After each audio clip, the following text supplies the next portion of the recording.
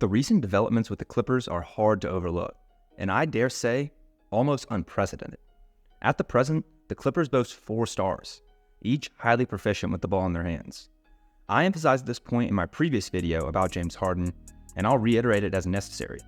The Clippers didn't actually need James Harden. Russell Westbrook exhibited productive basketball early this season, was building upon the solid foundation he laid last year. It's astonishing to reflect that not even 30 games ago, Westbrook was the sole healthy star on the roster during the NBA playoffs. Against all odds, he fought valiantly to keep the team competitive against the Suns, with remarkable performances, including 28, 30, and 37-point games. Westbrook averaged 7.6 rebounds and 7.4 assists, displaying an all-around effort. Given his incredible contributions, one would expect the team to acknowledge and reward his hard work. However, with the introduction of James Harden and the uncertainty around Westbrook's future, the dynamics have taken an unforeseen turn. When James Harden was traded to the Clippers, he famously declared, "I'm not a system player. I am a system." Despite the initial backlash, it seems he had a point.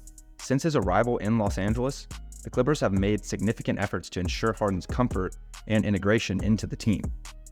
Quotes from Clipper stars reveal the extent of this adjustment. Paul George referred to himself as a glue guy due to struggles in effort-based areas post the Harden trade. He admitted feeling out of character on the court and vowed not to let it happen again. It's concerning when a franchise player like Paul George is forced into a glue guy role due to roster changes made to accommodate another star. Kawhi Leonard acknowledged an adjustment period post the trade, but emphasized redirecting his energy to the defensive side of the ball. He also highlighted the need to be ready to attack when his number is called, showcasing the team's ongoing adaptation to incorporate Harden into their system. The Harden trade has been a roller coaster for all involved, marked by highs and lows. The team is navigating this transition period, attempting to strike a balance that maximizes each star's potential while preserving team chemistry. The journey, albeit challenging, remains a fascinating narrative to follow. But to be completely transparent with you all, I genuinely believe that neither of these players mind shouldering a lighter load or adjusting their roles for the betterment of the team. At this time, it seems like these Clipper stars are solely driven by the desire to win.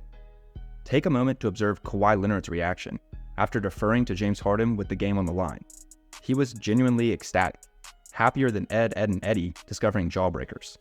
The humor lies in the fact that I can guarantee his reaction would not be the same if he were the one hitting that shot. The positive response from Kawhi is clear when it comes to sharing the spotlight with Harden. Contrast that with his reaction to Russell Westbrook taking a go-ahead shot. It was nothing like the joyful celebration we witnessed with Harden.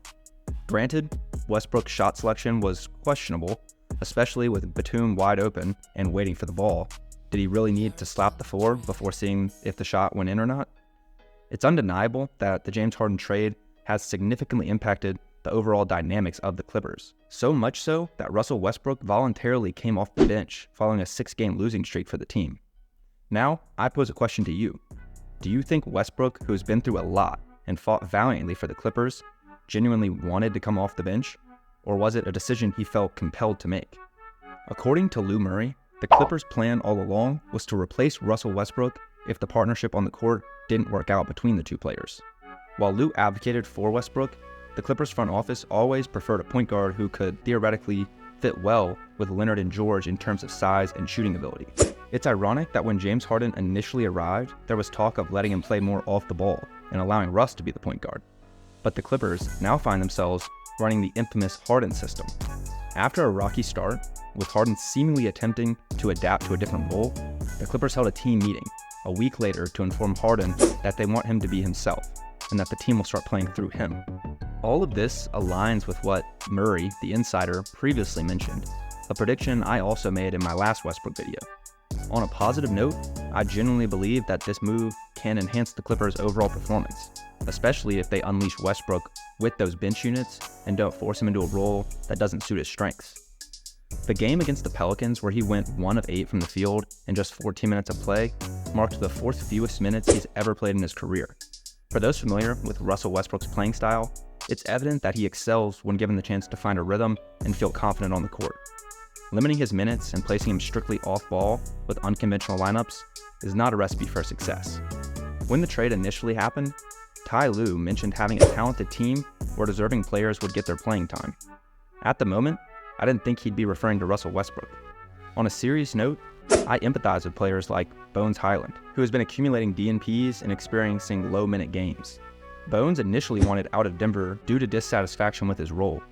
On a positive note, Clippers currently face a good problem, an abundance of talent that needs strategic utilization. Despite the lack of a training camp or preseason, Harden's assertion that the team needs time to figure things out holds weight. As of late, the Clippers have been performing well, and the team has undeniably improved since the trade, even addressing concerns by adding Daniel Ty after his buyout from the Pacers. This positive turn is crucial for the Clippers, considering their all-in approach and the urgency to win now. Although I've mentioned this in previous videos, the possibility of Paul George, Kawhi Leonard, and James Harden becoming free agents in the summer of 2024 is a looming concern. The Clippers are a team defined by their commitment to winning in the present. Looking ahead, I anticipate more standout performances from Westbrook, akin to his impactful game against the Mavericks, where he came off the bench, filled the stat sheet, and took over late. While the numbers, 14, 7, and 8, might not seem extraordinary for Westbrook, considering the team's talent when healthy, such performances should be more than sufficient. Now, I'm eager to hear your thoughts. Do you believe trading for James Harden and bringing Russell Westbrook off the bench was the right decision for the Clippers front office? Can you envision this Clippers team contending in the highly competitive Western Conference again? Share your perspective in the comment section below. Don't forget to subscribe, and I'll see you in the next one.